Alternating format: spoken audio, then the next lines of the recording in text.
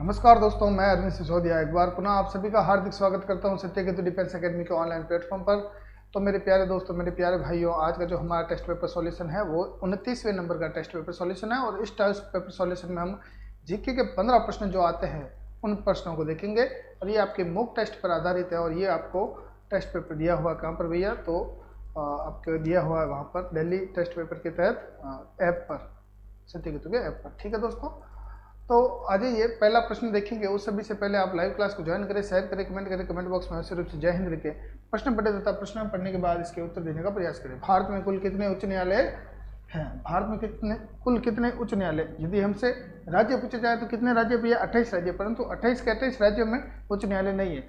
अब वर्तमान में देखा जाए दोस्तों, तो भारत में कुल उच्च न्यायालयों की संख्या है, देखिए 15, 16, 25 या 21। तो 25 हमारे भारत के कुल उच्च न्यायालय हैं। कितने हो जाएंगे? 25 उच्च न्यायालय भारत के हैं। सबसे नवीनतम उच्च न्यायालय, नवीनतम उच्च न्यायालय आंध्र प्रदेश का। किसका है भैया? आंध्र प्रदेश का भारत का सबसे नवीनतम उच्च न्यायालय। ठीक है, ओके, 25 आंसर हमारा करेक्ट होगा। चलिए बढ़ते हैं हम आगे अगले प्रश्न की ओर। देखते हैं प्रश्न संख्या 2 में क्या दिया हुआ है? एवरेस्ट पर पहुंचने वाली प्रथम भारतीय महिला कौन थी? तो माउंट एवरेस्ट पर चढ़ने वाली प्रथम भारतीय महिला ये हो जाएगा आपकी Bachendri Pal. Option number A correct होगा। माउंट एवरेस्ट पर चढ़ने वाली प्रथम भारतीय महिला बछेंद्री पाल। प्रश्न देखिए अगला, मेवाड़ के किस राणा ने अकबर की अधीनता स्वीकार नहीं की और आजीवन संघर्ष किया? तो दोस्तों, मेवाड़ पर सर्वप्रथम अकबर ने आक्रमण किया था 1567 में। 1567 में आक्रमण किया। उस आक्रमण में उस समय वहाँ के राजा थे उदय सिंह। उदय सिंह जी राजा थे और उदय सिंह जी राजा थे और अकबर ने यहाँ पर क्या किया? आक्रमण किया और चित्तौड़ पर अधिकार कर लिया था। सिर्फ चित्तौड़ पर, पूरे संपूर्ण मेवाड़ पर नहीं कर पाए। चित्तौड़ पर कुछ क्षेत्रों पर अधिकार किया और उदय सिंह जी वहाँ से रवाना हो गए थे। और उदय सिंह जी थे आपके महाराणा प्रताप जी के पिताजी। ठीक है, कल कल क्या 1567 में हुआ ये। 1572 में महाराणा प्रताप का राज्याभिषेक होता है और 1576 में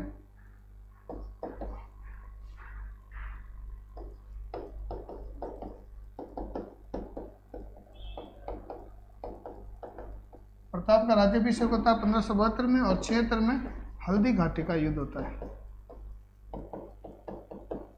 हल्दी घाटी का युद्ध होता है जिसमें युद्ध में महाराणा प्रताप का नेतृत्व करते हैं हाकिम खां और अकबर का नेतृत्व करते हैं मान सिंह। ठीक है, और अब सवाल क्या पूछा है कि वह कौन से शासक थे जिसने अकबर की अधीनता स्वीकार नहीं की? तो अकबर की महाराणा प्रताप ने बिल्कुल भी अधीनता स्वीकार नहीं की थी और आजीवन भर संघर्ष करते रहे। ठीक है, बाकी दोस्तों 1605 ईस्वी को अकबर का अंतिम युद्ध होता है। 1601 में असीरगढ़ का युद्ध जो दक्षिण भारत में है, उस युद्ध के वो युद्ध अकबर का अंतिम युद्ध होता है और 1605 में अकबर की मृत्यु हो जाती है, जिसे आगरा के पास सिकंदरा में दफनाया गया। प्रश्न देखिए, भारत में गन्ना सबसे अधिक होता है? बिहार, महाराष्ट्र, उत्तर प्रदेश या तमिलनाडु? तो निम्न में से यदि देखा जाए दोस्तों, तो सबसे अधिक गन्ना कहाँ पर होगा भैया? सबसे अधिक गन्ना होगा आपके उत्तर प्रदेश में। सर्वाधिक गन्ना आपके यूपी में होगा, क्योंकि इसमें दूसरा कोई ऑप्शन है नहीं। यूपी में सर्वाधिक गन्ना है। ठीक है,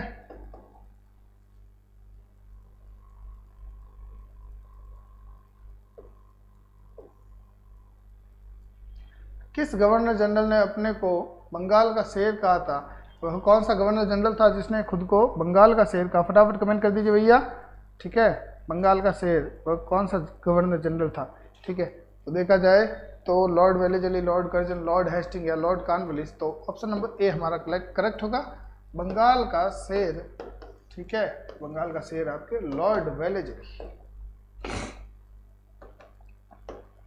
बंगाल टाइगर। ठीक है, भारत में कृषि का प्राचीनतम साक्ष्य कहाँ पे मिला? हड़प्पा, मेहरगढ़, सराहनाहर या बुर्जहोम से? बुर्जहोम से तो हमें क्या मिला था? जो जमीन में रहते थे जिसे हम क्या कहते थे भैया? गर्त निवास बुर्जोम से मिला था, ठीक है। और मेहरगढ़ से प्राचीनतम करसी के साक्ष्य मिले। करसी के प्राचीनतम साक्ष्य आपके मेहरगढ़ से मिले थे। मेहरगढ़ सिंधु सभ्यता का एक स्थल है, ठीक है। प्रश्न 7वां, जवाहरलाल नेहरू प्रथम बार अखिल भारतीय कांग्रेस के अध्यक्ष कब बने? 1929, 1927, 1921 या 1932? तो दोस्तों जवाहरलाल नेहरू आपके प्रथम बार अखिल भारतीय राष्ट्रीय कांग्रेस के अध्यक्ष बनते हैं 1929 में। कब बनते हैं भैया? 1929 में जवाहरलाल नेहरू अखिल भारतीय राष्ट्रीय कांग्रेस के अध्यक्ष बनते हैं, ठीक है। पूर्ण स्वाधीनता का नारा देते हैं। प्रश्न संख्या 8, किसने 1873 में सत्य शोधन समाज की स्थापना की थी? गोपाल कृष्ण गोखले, ज्योतिबा फुले, शिवनाथ शास्त्री, उपयुक्त में से कोई नहीं? जल्दी से कमेंट कर दीजिए भैया, किसने आपके सत्य शोधक समाज का स्थापना की थी निम्न में से? तो निम्न में से देखा जाए तो ज्योतिबा फुले ने सत्य शोधक समाज की स्थापना की थी। ऑप्शन नंबर बी हमारा करेक्ट होगा। इंडियन नेशनल कांग्रेस की प्रथम महिला अध्यक्ष?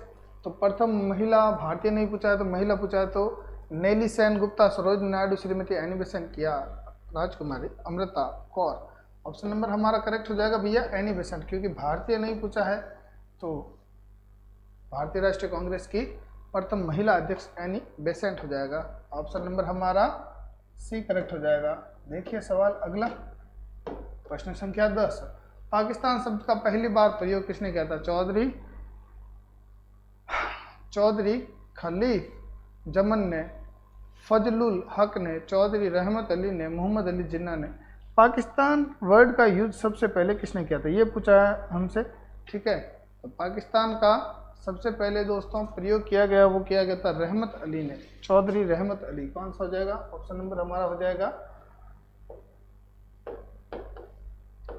C correct. चौधरी रहमत अली ने पाकिस्तान वर्ड का सर्वप्रथम यूज किया था। प्रश्न 11, भारत में प्रथम रेल लाइन का निर्माण किन शहरों के मध्य हुआ था? बहुत ही अच्छा सवाल है, बहुत ही अच्छा सवाल है। जल्दी से कमेंट कर दीजिए भैया, भारत में प्रथम रेल लाइनों का निर्माण कहाँ पर? तो यानी कि रेल लाइन बनाई गई थी मुंबई से थाने तक महाराष्ट्र में, और मुंबई से थाने तक उस रेल लाइन पर रेल चलाई गई थी आपके प्रथम भारतीय रेल डेक्कन क्वीन चलाई गई थी। तो मुंबई और थाने के बीच भारत में प्रथम रेल लाइन का निर्माण हुआ था, ठीक है।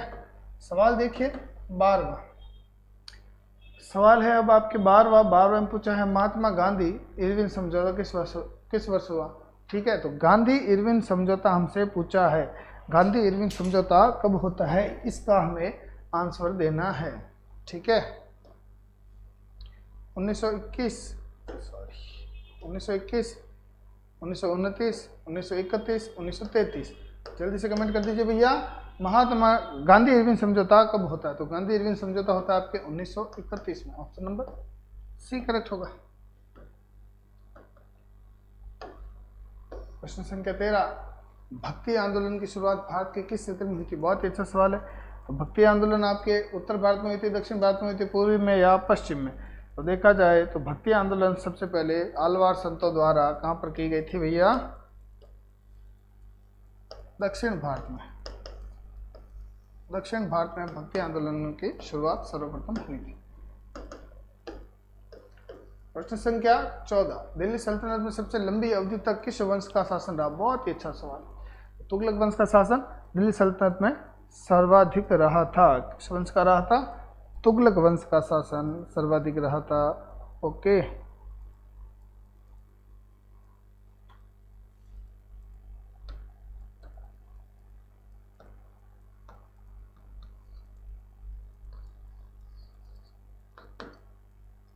ठीक है, बी आंसर होगा हमारा, तुगलक वंश का शासन सर्वाधिक रहा था। प्रश्न संख्या 15, लास्ट प्रश्न है, भू राजस्व दर किसके शासन काल में सर्वाधिक थी? अच्छा सवाल है, ठीक है। किसके काल में भू राजस्व दर सर्वाधिक थी? देखा जाए अलाउद्दीन खिलजी के काल में 1/2 भू राजस्व दर थी, ठीक है। यानी कि आधो आध कौन लेता था भैया? भू राजस्व।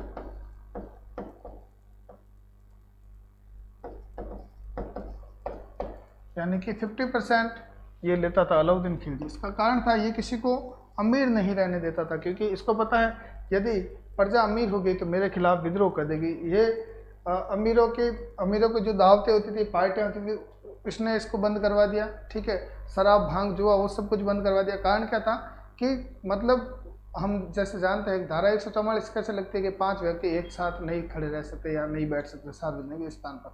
इसका भी सीधा सीधा टॉपिक था कि 5 जने 4 लोगों से अधिक कोई बैठ ही नहीं सकता है, सीधी सी बात है। क्योंकि 4 लोगों से अधिक बैठेंगे तो मेरे बारे में बात होगी, मेरे बारे में बात होगी तो पक्का मेरे खिलाफ कोई ना कोई विद्रोह होगा।